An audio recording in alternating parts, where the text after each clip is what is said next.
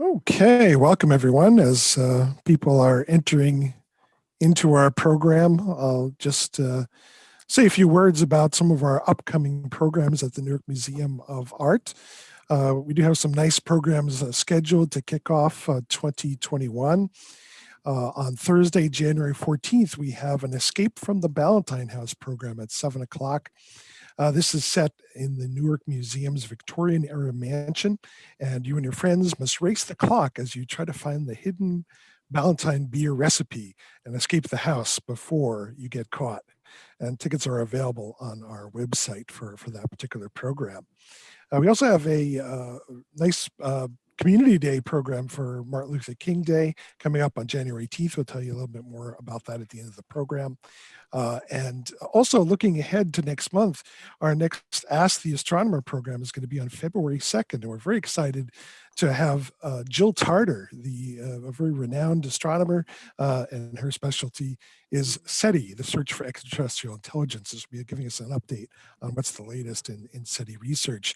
You can find out about those programs on our website, newyorkmuseumart.org. And so I want to welcome everyone to our winter stargazing program. My name is Kevin Knan. I'm the manager of the planetarium at the Newark Museum. And while unfortunately we are currently closed to the public, we are reaching out to everyone online. And so we've been doing our Ask an Astronomer programs, and we've been doing these online stargazing programs. And so welcome to our winter version.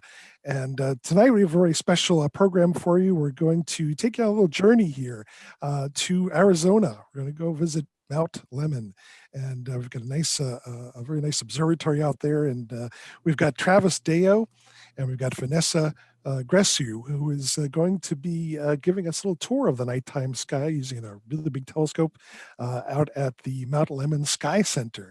And so let me turn it over to Travis and Vanessa. Please tell us what we're going to be doing tonight. So hello, everyone. My name is Travis Deo. I'm the Senior Instructional Specialist at the Mount Lemmon SkyCenter. And to my right or left is Vanessa. Go ahead and introduce yourself. Hi, everyone. My name is Vanessa Grissieu. I am the Program Coordinator at the Mount Lemmon SkyCenter and the Richard F. Karras Mirror Lab here in Tucson, Arizona. So what we're hopefully going to be able to show you tonight is views through our telescope effectively live.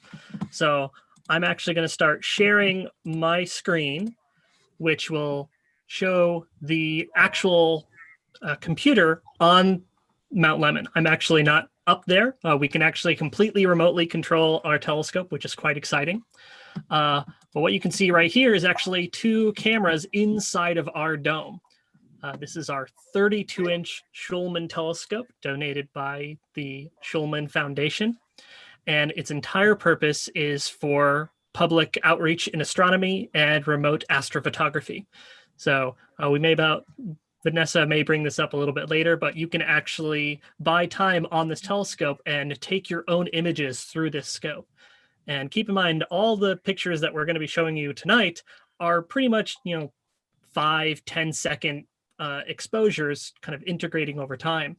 If you're using this on your own, you can take hours worth of data and make some truly spectacular images. Right over here, this is a website any of you can come and join and see. This is our all sky camera right up at the summit. Mount Lemmon is about 9,170 something feet up. So it's quite dark, and you can actually see, even though the sky is still come on, camera. Out of all the times to decide to reload. There we go. Refresh. There we go. Yes, exactly. The sky is still getting dark up here at the mountain, and still got a blue sky, but you can already see some stars. You may be able to recognize Mr. Orion right there. And you can even see Cassiopeia just kind of hinting out right there. So what we'll start with is we actually have our imaging software right here. Just have the camera connected, and I think we'll try to do a live stack on a particular area of the sky. One bad thing is that although the camera is really sensitive at night, it also takes a very long time to download. So we kind of have to give it a little bit of time in order to do that. So there we are. If we zoom in, scroll over. There it is.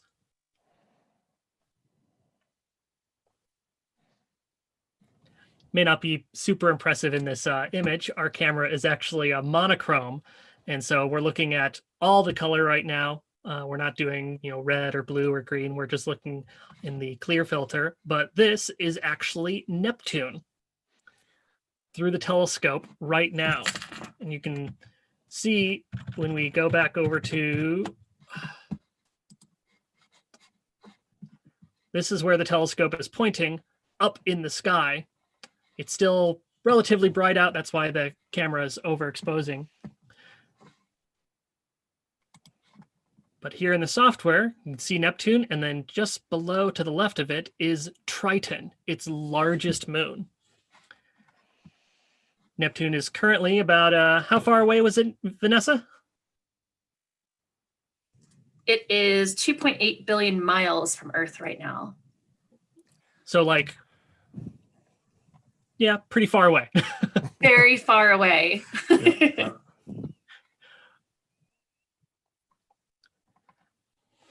Now, if there was another thing that we would want to look at in the outer solar system, what do you think we would want to look at next? If we've already looked at Neptune, the 8th planet in our solar system, what else could we look at possibly? Do you think we could look at Uranus? We could indeed. Perfect. So we just go here to the funny name, and we can just click go to. If we come back over to our software, we'll actually see as our telescope moves across the sky and the dome moves. Trust me, this is a lot more impressive in person when we do our Sky Night programs. And we should eventually start doing those again. Oh, I saw that while we're pointing the telescope, someone asked in our question and answer box, which, by the way, for those of you who have not used Zoom before, you can ask a question in the Q&A feature at the bottom of your screen. I see a couple of people have already started to use that. Someone asked about Jupiter and Saturn. Could we see Jupiter and Saturn through the telescope? Unfortunately, we cannot look at Jupiter and Saturn right now. Right. They're actually, here's if I zoom out a little bit, this is the entire sky. This is our horizon. This green line is kind of the area that we can look at. That's Right. both because of how far the telescope can point down and also where the wall is of the dome. And you can Right. see Jupiter and Saturn are right there. Right So- below the horizon. Yeah. Exactly. Yeah. So yeah, I have the same trouble when of course I could get a nice view of Jupiter and Saturn back in December, but now if I go outside in my front yard, the trees are blocking the view and it sets very, very quickly. So unfortunately, we can't see Jupiter and Saturn right now. But they'll be back eventually when we get to the summertime. We'll get a nice view of Jupiter and Saturn. They'll still be close together, not as close as they were in December, but they'll still be there, and we'll get a nice view. Yeah. Thankfully, during the Great Conjunction, me and one of our other Sky Night presenters was able to come up, and we were able to get some pretty great pictures of Jupiter and Saturn through the 32-inch. And Right. we got some great images, and then we quickly took off the camera, put on the eyepiece so we could look visually. And we looked through, and it was pretty good, but something was going on. And we kind of look out of the dome, and the telescope had already started tracking into a tree. All So right. Yeah. I will forever have the view of Jupiter and Saturn within one field of view through a tree.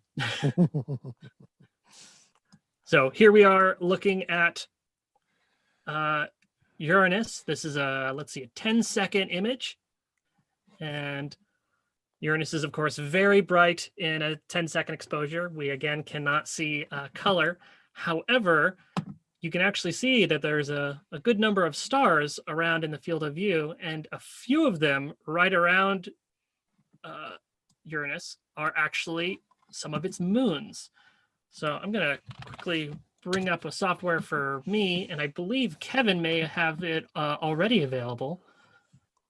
We can use some virtual observatory software, and we can tell you exactly which moons are what and which of these stars are actually stars and which ones are moons. Okay, let me go back to Uranus. I was set up on Neptune here, but let me go back and point us at Uranus once again. And Travis, I just wanted to ask a couple questions while Kevin's queuing that up. So a couple questions on our question and answer. Can Neptune ever be seen with a naked eye? Neptune, unfortunately, no. Uranus, yes. So Uranus is just barely above the normal kind of darkness of our night skies in really, really, really dark conditions. In fact, if I remember correctly, Galileo actually saw Uranus and noted it in some of his logs, but he just saw a thing there. He wasn't able to see it enough times to say, hey, that thing is moving. It must be another planet. So he doesn't get the credit for discovering Uranus, unfortunately. Thank you for that. Yeah. So yeah, this is a close-up view of Uranus, and this shows the planet itself, and it shows some of the moons. And so two of the brightest in this particular field right now are Titania and Oberon. And you've got a couple of a smattering of other smaller ones, Umbriel, Ariel, and Miranda. Great names. So, yeah.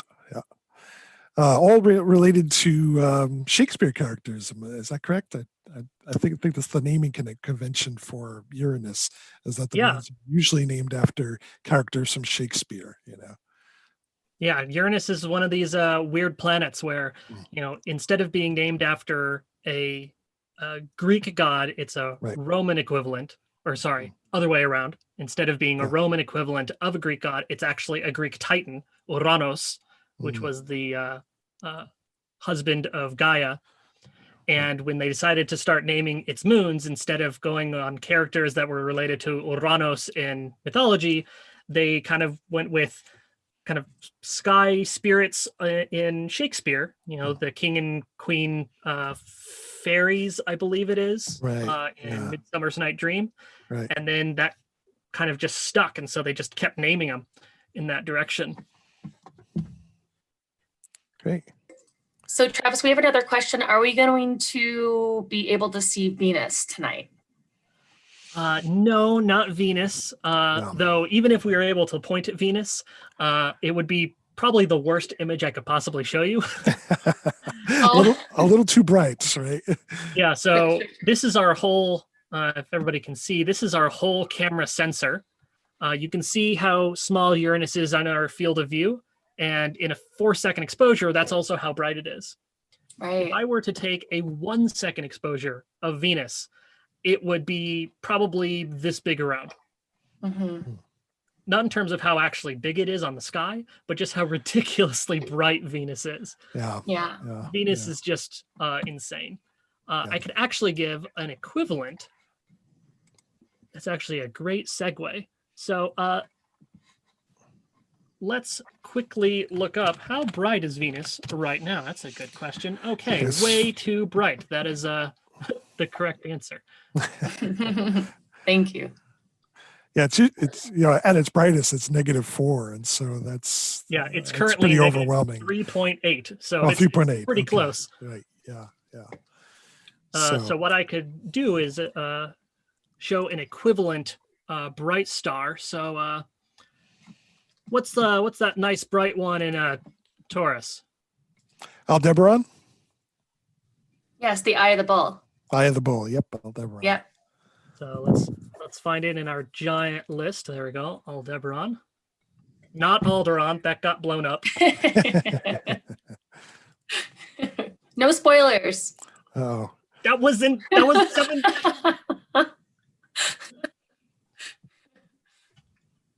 1977. That was too many years ago. There's some folks that haven't seen it, so no spoilers. Well, wait till I tell you about Darth Vader. It will blow your mind.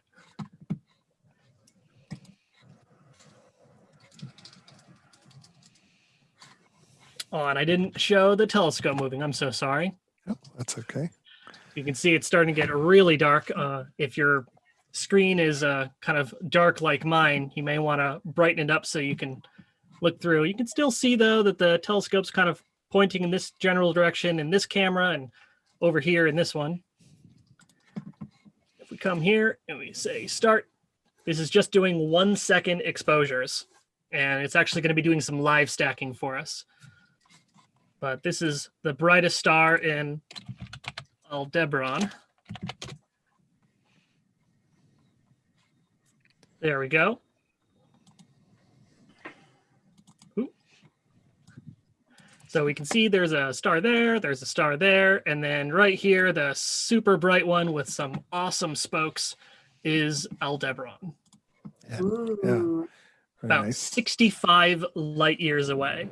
So Kevin, could you tell me how many participants we have on the Zoom call right now? Right now on Zoom, we have about 300 people watching, but more, of course, watching on our social media as well. All right. So statistically, there might be somebody in the audience who's exactly 65 years old and maybe having a birthday soon. Right. So happy birthday to you. And the light from Aldebaran left just about when you were born. So congratulations. Happy birthday. Happy birthday. Yeah. Now, Aldebaran is really bright there in the constellation of Taurus. And one of our participants asked a good question. Tara asked, what planets can be seen with the naked eye? So let's see. So are we talking about planets that we now identify as planets, or how the Greeks Yes. identified as planets? I think we should. So obviously Earth, that's number one. Definitely can see Earth with the naked eye. Oh, yes. Okay. Great. That's right. Then you got Mercury and Venus, Mhm. generally right after or just before sunrise or sunset. Then you got Mars, the famous really, really bright red one. Then you got Jupiter and Saturn, which, you know, you could see a couple months ago, right before sunset. And then if you're extremely lucky and you know exactly where to look and you're in really, really dark skies, you can sometimes see Uranus or Yeah. Uranus. Yeah. Those are the only ones. Yep. Anything dimmer is just you just can't see with the naked eye. Right. But with a pair of binoculars, you can, up at the SkyCenter, which is dark, but not incredibly dark, you can see Uranus with a pair of binoculars every time it's in the sky. Yeah. Now, speaking of looking at planets, we're looking at a nice red star, Aldebaran here.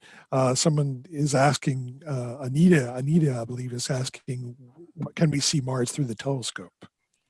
You want to do that I can next? point the telescope at Mars, but just as I was saying about Venus being really bright, Mars is also really bright. So Yeah, I will do yeah. it. We may not want to stick around on it because it's Yeah, it is. super hecka bright, I believe is the technical term.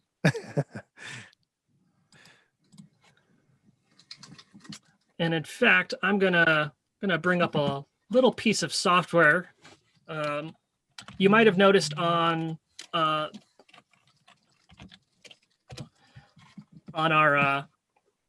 camera sensor that they were little kind of like donuts, and those are dust donuts, and they happen because there's actually pieces of dust on our camera that just happens because the telescope is open to the sky, and they are they kind of get in the way, and so there's ways to counteract that and to remove them by taking flats. And I was gonna try to turn on the flat field panel inside the dome so we could see in the dome a little bit better, but it's decided to not be nice right now. So maybe we will in a little bit decides to connect.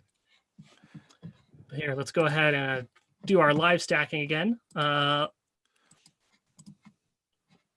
Again, we're just doing 1 second exposures, though I'm trying to bend the camera, just kind of combine the pixels so that it's doesn't take as long to download.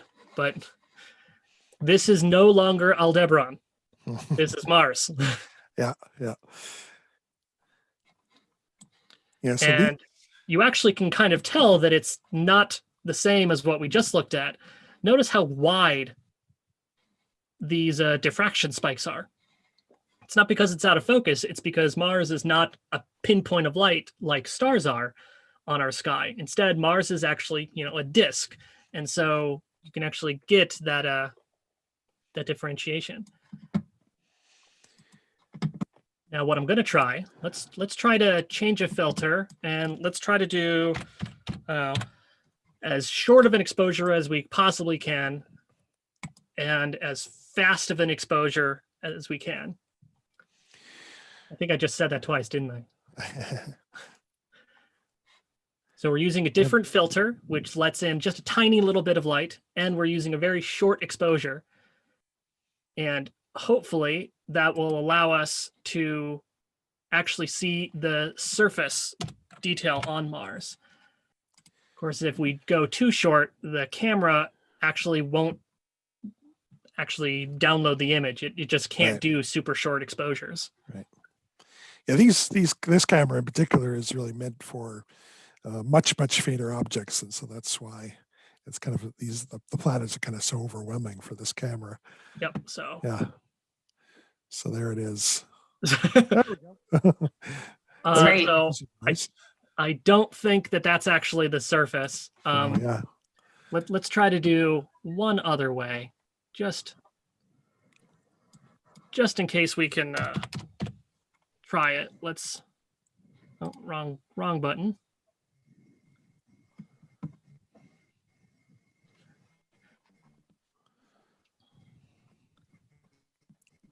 Yeah, unfortunately, Mars is just so bright that this particular camera, it just can't quite see it.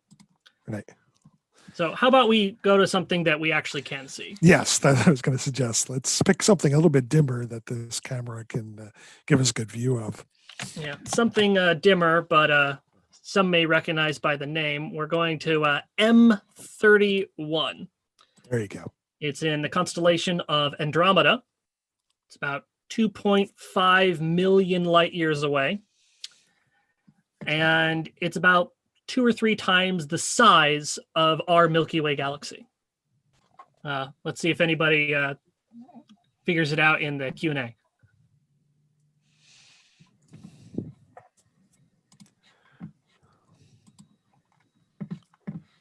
Rhymes with Memamada. Is that cheating? That might be cheating. Yes. It might be. Yes, it is 100%. There's no doubt. So even though Andromeda, the Andromeda Galaxy, is quite, it's dim compared to Mars, it is still really bright. And so when we take our images, I was able to get a low enough. Wow. So right about there.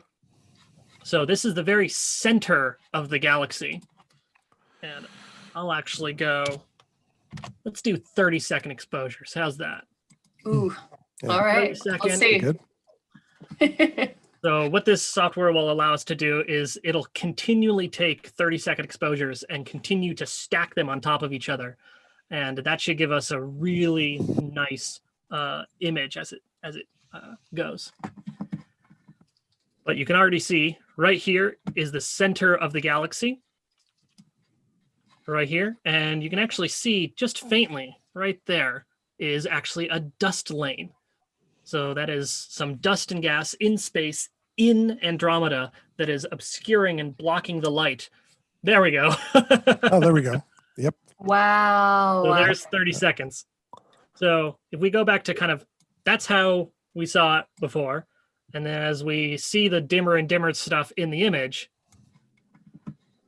there's a whole dust lane here. There's dust right there, some more here. If we keep going and blow it out, you can see here's another dust lane. And here's some dead columns on our 12-year-old camera. Travis, you can really see the structure in this. This is incredible. Oh, yeah. Yeah.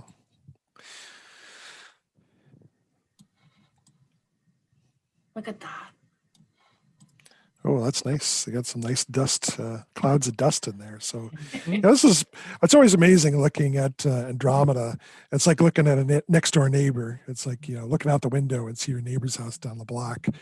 Yeah. It only That's gets right. slightly terrifying when you kind of take out your little radar gun, point it at your neighbor's house, and it's moving towards you. Yeah, Right, that's right. And he's dragging a friend along too, right? So, A few friends. He's dragging basically his backyard with all the kid playground set and everything. Lynn is asking, is Andromeda a star? Well, no, we're looking at a galaxy which is made of stars. And Mhm. how many stars are there? Boy, quite a lot. I've seen estimates of up to 1 trillion stars. Well, in this here, galaxy. let's see. 1, 2, 3. oh, So we actually can't resolve the individual Right. stars in Andromeda with our Right. camera, at least. Right. Hubble has actually taken an amazing picture. I highly recommend everybody look it up. Oh, yeah, It's that's called nice. FAT. That's the Panchromatic Hubble Advanced Treasury, if I remember the acronym correctly. And this is at Hubble's full resolution. They took a bunch of images to make a mosaic of about 1/3 of the galaxy. And with it, you can zoom in and you can just start to resolve individual stars within Andromeda. It's quite spectacular. yeah, those dust lanes are just out of this world. Yeah. Pretty good. Now, like you were saying, it is bringing along a couple of its neighbors. So I'll actually stop this for just a second. And what I'm going to do is go over to Andromeda's. Let's see. If Andromeda is our neighbor's house, this is going to be our neighbor's shed. We'll go to M33, which is right next to Andromeda in the sky. And it's actually called the Pinwheel Galaxy or the Triangulum Galaxy.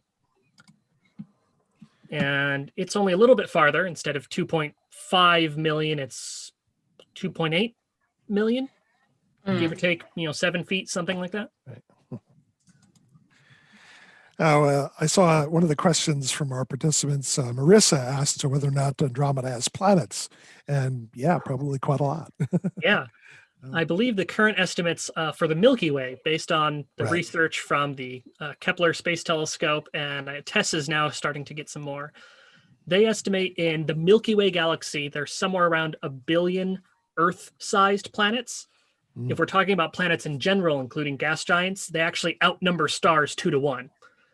So if Kevin is saying that there's estimates of about 1 trillion stars in Andromeda, that means that there's about 2 trillion planets in Andromeda.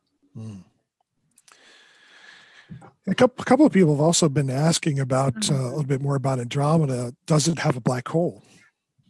It should. I don't quite remember if it's been studied in a huge amount of detail. I'm sure that it has been. But pretty much every big galaxy has a supermassive black hole at its center.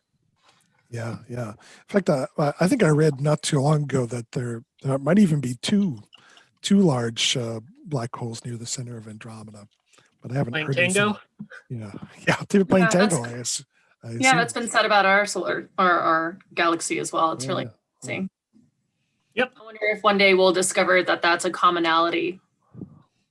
Well, we do know that it happens. I mean, when wow, I'm completely blanking. The LIGO, the gravitational wave detectors, they explicitly were detecting black holes that were orbiting each other and then merging. And now those are really tiny compared to these guys. The black hole in the center of our galaxy is 2 million times the mass of our own sun. The ones that LIGO were detecting were 30 times the mass of our sun. Yeah, they're huge. Right. Yeah, they're kind of adorable, but when they merged, they produced as much energy as 500 supernovas. Right. Yeah. So kind of insane numbers. So this is the Triangulum Galaxy, and just like Andromeda, we can zoom in and see some pretty good detail. Now this is a little pixelated because each pixel on this is actually 9 pixels of our camera. I'm doing that so that we can download the images faster and get better signal to noise. But you can see that, right here and right here, we're actually seeing star clusters. And in one case right here, that's actually a stellar nursery. This is actually a nebula in the Triangulum Galaxy that we can observe from here in the Milky Way.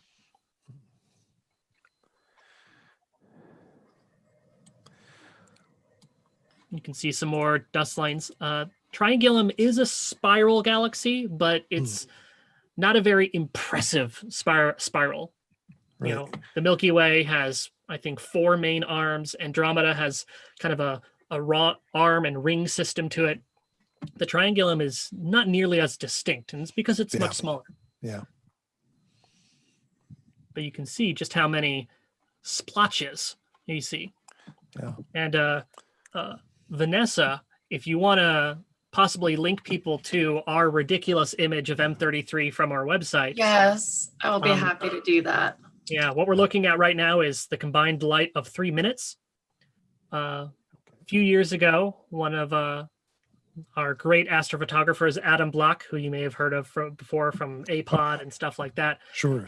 He took an image of the Triangulum Galaxy, which, if I recall correctly, is upwards of 20 hours worth of data. That's great. And it's incredible. And took a lot of time to really show those nebula pieces around in the galaxy. Yeah. Someone was asking us if we could show the image of Andromeda that you mentioned, but we probably really couldn't do it very much justice. The best way to look at that image is to look for it online and download it, because it's such a huge image and it's wonderful because you can zoom in and see all this kind of incredible detail that we can't really do online, So just look for that image, look for the Hubble Andromeda Galaxy image, and you should be able to find it pretty easily because it's a great image. And it's pretty easy to find. Panchromatic Hubble Andromeda Treasury, not advanced Andromeda Treasury. Yeah, it's a couple gigapixels, so if you're going to download it, it's going to take a little bit of time. Yeah. Even as a JPEG. Right. I did the dumb thing at one point and tried to download the raw TIFF file, and I was sitting there for a good 20 or 30 minutes just watching it slowly tick up in exposure. Yeah. Okay, I just want to answer really quick. I just want to answer Barbara Dawson. Sure. The objects in my background are real. They are not bats. They are birds. And that picture was taken at Patagonia Lake in Arizona. Thank you. So we saw 2 galaxies, really, really far away, really big, really spectacular. Let's come a little back to home. Let's look at M57. Maybe not. Let's look at M27, maybe. Maybe it'll be happy with me going to M27. Okay, I guess not. Darn you trees. So fine, we'll go to the one that's unfair. Okay. Right. So now we're going right here. Right about there. So right here is Orion. You got the belt of Orion, and just below the belt on the right, kind of the sword sheath, is M42, better known as the Great Orion Nebula. Right. And as soon as our telescope gets there, we'll start taking a longer image for that. And I'm going to have to bring my exposure time way down. Right. Well, while we're moving the telescope, someone was asking whether or not we could see the International Space Station, which of course you can see the space station with the naked eye if you're looking at the right time. But something like the space station is moving so fast, you'd never be able to really catch it in a telescope like this, I think. Plus the fact that it's super bright and you wouldn't really see very much detail. But, it is kind of fun to look at that with the naked eye, and it's fun to follow with binoculars too. So the ISS is one of my very favorite objects to track in the night sky. Currently, it is located over the Indian Ocean. It's like it's just due south of Sri Lanka, actually. The app that I use to track this, it's called ISS Spotter. And it gives, you can also set warnings for when the ISS will be overhead for a viewing spot that you're near. So it's really, and I really appreciate that it's a free app as well. Right, great. So yeah, through our telescope, I've timed it. It takes just about half a second for the ISS to go completely across the field of view of our 32-inch telescope. Right. And I know that because I've tried to get an image of the ISS through our telescope. And technically I succeeded. I took my phone and I actually put it up against the camera of the eyepiece, and I put it to a slow motion video, and it just goes right across, and you can just barely make out that it has solar panels, but it's overexposed and it's like a blur. But one day I will get the telescope to track it. Yeah. Travis, just really quick. So we have a question from the Q&A. Pranav would like to know what planet can be seen most from Earth. And so I answered Earth for sure, but outside of that, what planet can you see most often in the night sky? That's kind of a hard question to answer, it is a hard because question. it depends on the year. The planets are always moving around, and so from year to year it changes. But certainly your outer planets like Mars, Jupiter, and Saturn are probably the easiest to spot because they're in the sky for so long and they're bright. So those are probably the most common, whereas Mercury is probably the most difficult because it's zipping around the sun and never gets very far away. And so you always got to look at it just at sunrise and just at sunset, and that's about it, So, and Venus, well, Venus is sometimes pretty good to view, but not always, It's sometimes, like Mercury, is too close to the sun to be seen. So certainly Mars, Jupiter, and Saturn are in the sky for quite a bit longer, a little bit easier to view. Now, if the question is which planet is closest to Earth on average, it's actually Mercury. And there's the whole article that I read that's just terrible, because it's all about which one is on average closest. And because Mercury has its tiny little orbit around the sun, it's on average the closest compared to any of the other planets, even though it's never as close as, say, Mars is or Venus is to Earth. On average, it's closest. It's dumb. So here is the Orion Nebula. Right here in the very, very, very center is called the Trapezium. It's 4 super big blue giant stars. They're actually some of the oldest, I could say, some of the first stars that were actually born in this nebula, and they're actually blowing the nebula away from them. And normally we try to describe this during our programs, but it's kind of hard to tell. This is actually about how bright it is in the telescope with the naked eye through the scope. Would you agree, Vanessa? Yes, I would. Yeah. Now with us, we can actually expose longer, and if we kind of brighten up a whole bunch and we zoom out, you can actually see that it encompasses the entire field of view. Yeah. And literally that center actually gets overexposed, and you can actually see this kind of bowl shape.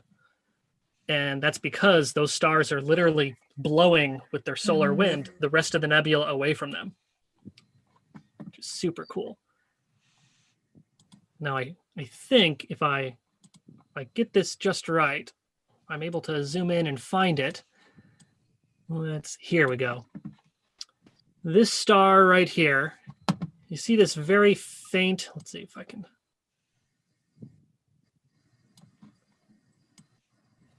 Yeah, it's super faint, but there's kind of this line, kind of like this. Right. That's a bow shock. So the gases being pushed away by those 4 bright stars are hitting the solar wind of this star, and they're kind of competing against each other, and it's blowing around that star and creating a shock wave. Kind of like how you see, like the Apollo capsules coming back for re-entry. It's kind of like that, only instead of a little pod coming through an atmosphere. It's a star having the atmosphere blown past it. Pretty cool. Yeah, that's amazing. I need to play around with this highlight button more. You can. Yeah, you can really, a lot of the detail emerges when you use that. Yeah, it's tough because these things are so bright. You can really play around with how it looks. Again, I highly recommend going to the SkyCenter website and taking a look at the pictures that we've taken of these objects, because grayscale for 3 minutes is not the same as full color for 2 hours. All right, so Travis, we're having a request for the Whirlpool Galaxy. Is that something that we can see tonight? Unfortunately, we cannot. And if I use this as our field of view, there's the North Star right there, and the whirlpool is about right there. Yeah, so it's below the horizon now. Yeah. Yeah. Wrong season for M51. Sadly, yeah. Yeah. That's probably best seen when the Dipper starts to get up high in the sky again. So you're talking spring and summer are a really good time, and a little bit into the fall is the best time to see the Whirlpool Galaxy. Exactly. Yeah, and we're seeing another question about Scorpius as well. So I think the answer is the same. It's unfortunately out of season right now. Right. If I could zoom out more, and really, you can actually see the galaxy, the Milky Way is kind of coming through right here in our image. And if you kept going with the galaxy in this direction, you would eventually hit Scorpius. Yeah. In fact, actually, someone asked the question, why does the Milky Way look like clouds? Which it kind of does look like a long cloud going across the sky. Now, what's funny is that the thing that you're seeing is not the clouds themselves. You're actually seeing the stars. Right. The cloudy aspect is caused because, obviously all the stars are glowing and they're very bright. And then in front of those stars, from our perspective, is a bunch of dust and gas, which obscures the stars behind them. So the clouds are actually the dark parts, while the bright parts are actually the stars. Yeah. Well, that kind of bright band that you see in the sky is just kind of unresolved stars. In a way, your eye is not big enough or sharp enough to really see individual stars. So you just get this starlight going across the sky. And someone also, I noticed another question. I forget who asked the question, but someone asked, one of our local viewers wanted to know, where in New Jersey can you see a nice dark sky? And well, yeah, there are some places left in New Jersey where you can get away from the city lights and you can see the Milky Way, but it's hard, and it's getting harder because unfortunately we have a lot of light pollution here in New Jersey, and I think all observatories have the same problem with light pollution to a certain extent, some less than others, but it's getting tough. If you go up to the northwest part of the state of New Jersey, if you go down to the southern parts of New Jersey, if you're not too close to Philadelphia or Atlantic City, there are some dark spots there. But it's getting tough to find dark skies. To get really dark skies, you have to drive out to maybe central Pennsylvania or up into New York State. You've got to drive a couple hours to get away from those lights. Out in Arizona, Mount Lemmon is fairly close to Tucson, and so they have to deal with the lights from Tucson. But at least in Arizona, you can get dark skies relatively easily. Just drive away from the city. Early last century, a lot of folks advocated for maintaining skies. Scientists, astronomers, they recognized very early on that this area was really privileged with having such dark and pristine weather conditions and skies. So Tucson really has a lot of great laws that help enable us to have great and kind of dim skies. So there's a part on the highway on Mount Lemmon where you can see the entire twinkle lights of Tucson sprawling out in front of you, called Windy Point. And a dark sky study was done from the tippy top of the mountain comparing to Windy Point, and actually the light discrepancy is not that large. So that's a real testament to just how great it's working as far as us keeping our dark sky. So y'all just come out to Tucson. We'll take care of you. Yeah, you can actually see in our all sky camera here at the top of the mountain, right down here, directly south of Mount Lemmon is Tucson, Arizona, about 1 million people or so. And then over here, 150 miles away is Phoenix, Arizona. Right. And we actually have a little thin clouds, actually. Oh, no. Okay, it's over by Phoenix. We don't care about that. Speaking of the Milky Way, another good question about the Milky Way is, well, why are all those stars lined up like that across the sky? That is a good question. So, think of the Milky Way galaxy as, it's a spiral galaxy. So it's kind of like a flat pancake. Right. And we are in the pancake itself. And so sometimes when you look up, you're looking out of the pancake, and other times you're looking out through the bottom. But then if you look in the correct direction, you can look straight through it, and then you're seeing all the rest of the pancake. Right. Now, why I decided on pancake, I'm not quite sure. That's great. I would have gone with Frisbee, but yeah, it's great. Yeah. If you want something that's actually more accurate to the scale, our Milky Way galaxy is about 100,000 light years across, but it's only about 2,000 light years thick, roughly, on average. And how many pancakes is that, though? It's 2 CDs. Oh, perfect. So 2 CDs is about 2 to 100. So 2,000 to 100,000. So get 2 CDs, stack them together, and that's basically the Milky Way. And we're about a third of the way out. So put your little UR here, kind of wherever that would be on a CD. I don't know. I would have to go find one. I don't think there's any in my house anymore. Yeah. So Travis, we've had many requests to look at the moon. Can we see the moon tonight? We cannot see the moon tonight. It's not up in the sky. And unfortunately, we'd actually come to the same problem as Mars, only even worse. Right.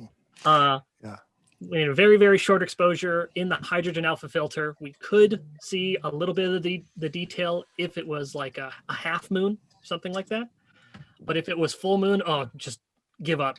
The moon is blindingly bright. I can, however, show you what's called a star cluster, or an open cluster, if you will. Yeah, this is NGC 457. And if I remember correctly, let me confirm. Yeah, it's this star cluster is just about 8,000 light years away. So when this light left, the newest coolest thing on planet Earth was like, language. The great city of was really, really popping back then. Yeah. This is better known as the Owl cluster, and it's the Owl cluster, sure. With the eye through the telescope. Let's see if I can. And so, if you kind of look to the side, you have the 2 bright stars right here. Those are the eyes of the owl, and then it has its 2 wings kind of coming on either side, and then these are kind of its feet. So you can either think of it as the Owl cluster or the ET cluster. Yeah, I've heard it called the ET cluster. Yeah. Yes. I want to call it the Johnny 5 cluster personally. I think Johnny 5 works a little bit better than ET doing a cartwheel. Yeah, now this is a very nice star cluster. I like looking at this with my own telescope. I know a couple of people ask about the Pleiades, otherwise known as M45, but that is that's probably one of the best star clusters in the sky. It is. But it's quite big, and I would suspect that we would not be able to fit hardly any of it in this telescope because it's so large. That's right. Yeah. So the Pleiades, the 7 sisters, I can point at one of the sisters. Right. And it's actually not in my list, but I think that is worth doing because the Pleiades is actually another star cluster. Yep. It's much closer. It's only 444 light years away or so. Right. It's definitely in our neighborhood. Yeah. But what's great about the Pleiades is that it happens to be going through a section of dust and gas in our galaxy right now. It's actually moving through effectively a cloud. Right. And so if I can get the coordinates to one of the stars in there, I can actually show that. By the way, the Seven Sisters, or the Pleiades, is otherwise known as M45. And a couple of people have asked, I noticed in the chat, that what do these numbers mean? We've referenced a couple of them. M31 is Andromeda. There are also NGC numbers, and that's the Owl Cluster is one of the NGC. Those are catalogs. Those are astronomical catalogs. And the M stands for Messier. Charles Messier was an astronomer in the 18th century, and he cataloged a lot of these objects, and so that's why we call them by their M number, M for Messier. And so Messier 45 is the Seven Sisters, the Pleiades, which is beautiful to look at in binoculars. In fact, actually, as far as I'm concerned, that's the best way to view it, because you can see the whole thing.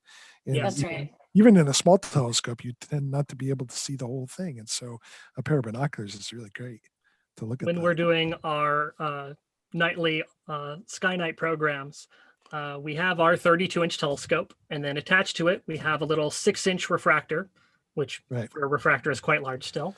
Yeah. And then we also give our participants for the night a pair of 50x7 binoculars. And so we try to, we'll point at the Pleiades and we'll say, okay, when you look through the 32-inch, you'll see a star. When you look through the 6-inch, you'll see 4 or 5 stars. When you use your binoculars, you can see the entire cluster. And then when you just look up at it, you can see this tiny little, little ladle way up in the sky.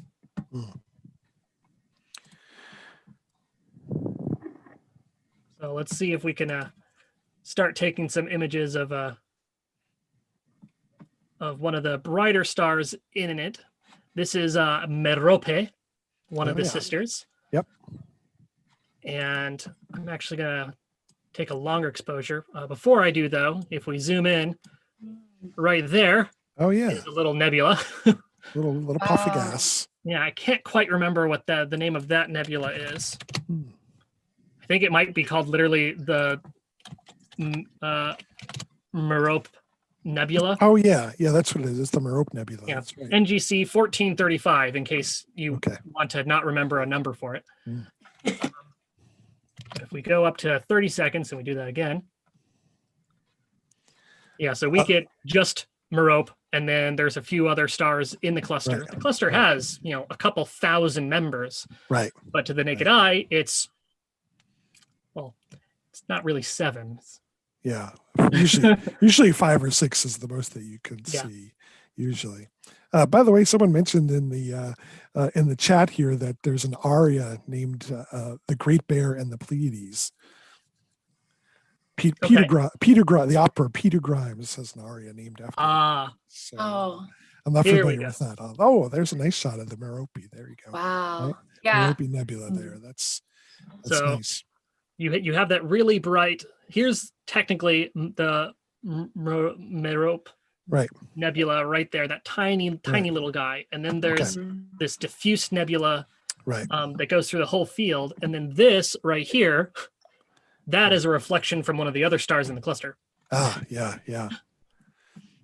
So yeah, that's a beautiful shot. One of the most beautiful star clusters here in the nighttime sky. That's a nice view of it. Very close by as well. Yeah. What I find great is when people look up at the cluster, you start counting and you might be able to get up to 5, maybe 6. And then you realize that the star that's kind of the end of the handle is actually not one of the sisters. It's part of the cluster, but it's actually Atlas, their father. Right. Yeah. So you only really ever see 5 of the sisters and then Atlas.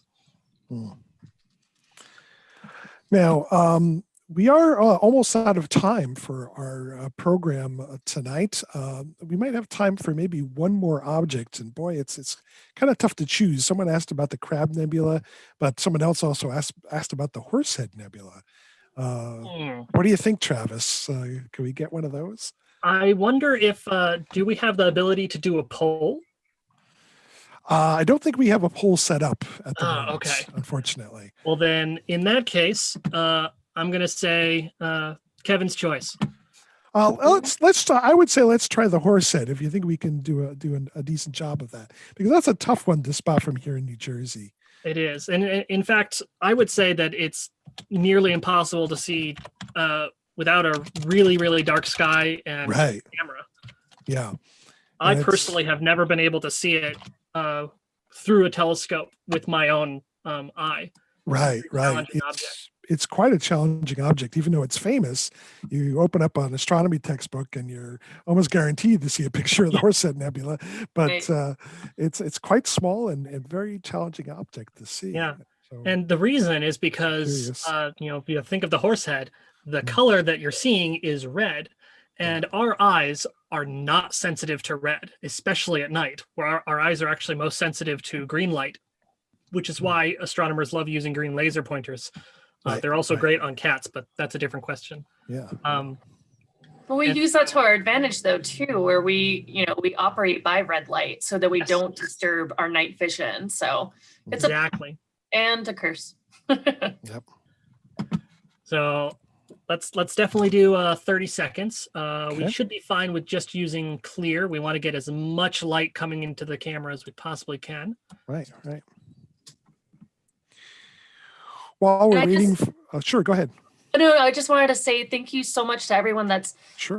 many questions in the Q&A. I have kept busy the whole time trying to get to everyone's questions. So at the end of this, I will be sure to provide everyone our emails. So if you have any outstanding questions or burning desire to have yours answered, I'm happy to take that afterwards. So There's just so you always know, and there's always our Ask an Astronomer program, which I mentioned is coming up on February 2nd.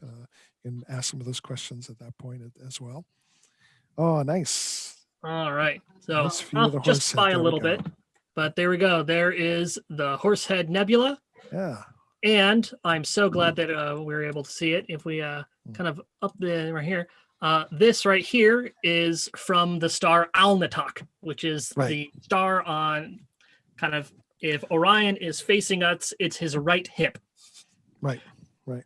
And every time I've taken a picture of the Horsehead Nebula for myself or for others, I always get a reflection in some way. And that's why I call Alnitak the Horse Devourer, because it always ruins my pictures of the Horsehead. Right. Right. Travis, didn't we have an image of the Horsehead Nebula with sort of like a rainbow gradient behind it? Yes, that's actually my image of it that I attempted through the 24-inch. And I refuse to allow it to go for sale just because I know that pretty thing that's going across the field is not supposed to be there, even though it's kind of pretty. The rainbow horse. Yes. It's Oh, so obnoxious. But yeah, here we go. There is the Horsehead. And so that red behind it is from hydrogen gas being ionized. And then the Horsehead is actually that cloud of gas sitting in front of that glowing red. yeah. Yeah. Well, that's great. I'm so glad that we were able to get a nice view of that. And so thanks, Travis and Vanessa. I just want to mention here at the end of our program that we have a really exciting program set up for January 18th. I mentioned earlier that we have a community day coming up. It's a celebration of Dr. Martin Luther King Jr. It's called Breaking Down Barriers, and there will be performances. We'll have 2 art making sessions. One is about hair, the other is about sneakers. And there's also a performance that highlights the evolution of African American music. And there's a community project with Bria Goler, and she is going to be discussing her famous image of Ruby Bridges and Kamala Harris. And so it's kind of an exciting day that we've set up for January 18th. And so take a look at that. We've got the link in our chat here that you can get more information on that. And so thanks for being with us. Any last words, Travis or Vanessa? I was looking through the question and answers, and there's Yes. so many great questions that I just want to Yes. answer, but there's so many of them too. Right. Yeah. For those of you who still have so many questions, what we're doing here with Kevin in this group is we actually have offering through the SkyCenter right now as a virtual star parties, and Vanessa will say a little bit more about that right now, I think. Yes, of course. So we have newly launched our virtual star parties. They are available anytime. It's dark outside, preferably around 6:30 Mountain Standard Time. And it's a 90-minute program. It's our going price for that is $350, and you're able to have 6 unique logins. So your family from the East and the West and the North and the South can join together over the power of Zoom to cruise around the night sky. We'd love to host you. So consider it for your next outing for your family as it is. Yeah, and so if that's what you'd like to do, that means that you don't have to hope that Kevin wants to look at the right thing. You'll be able to just talk to us directly, and you can also talk to us. Actually, we're not having, unless you invite all of your friends and you crash our Zoom. It'll only be us and you guys. So we'll be able to actually talk verbally and go through a lot of questions and answers and lots of fun, and look at whatever you want that is currently in the sky and visible. Yep, That's right. Great. Well, thank you very much, everyone. This is a wonderful evening of stargazing. Hope you enjoyed it, and join us again soon. Have a good night. Thank you, everyone. Good night, and thank you all.